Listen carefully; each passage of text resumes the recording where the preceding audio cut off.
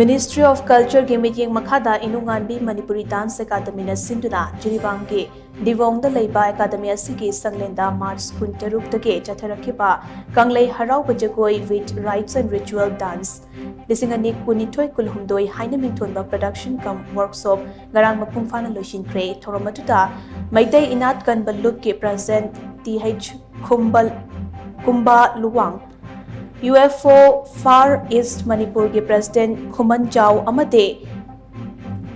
इमादा दिवोंग के president CH Kamal नमरुइबा मिथुंगलेन सिंह ओइना सरुक याखी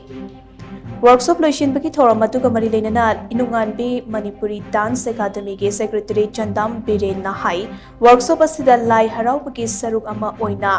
लाइबौ चोंगबदा याउरिबा ताइबंग मियोइबा सेमलकपगी मतांग अमदे फी साबगी तांकक सिंह असि अखंग अहै सिंहना ताकपी तंबिखि मखा ताना असिगुंबा वर्कशॉप सिंह माइपाकना पांगथोकपा ngamnaba hotnabada miyamna mating pangbiyu hainaso mahakna makha tana phongdokhi 10 days workshop come production on Kamlai Harau Jagoi and rites and ritual dance in Mitarani Tang, March Tang, Turkina, Tang, Maribuko Pampucharakuni, Ariba,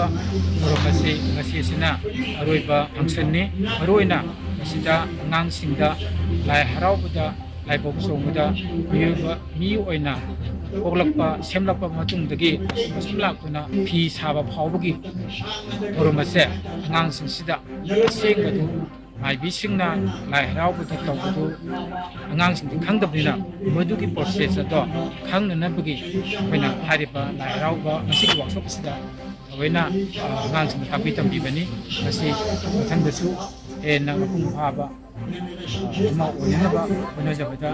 Ini kaya musuh tentang musik ini, dia kemudian mengenai dance kadi musik itu na, makin panggil.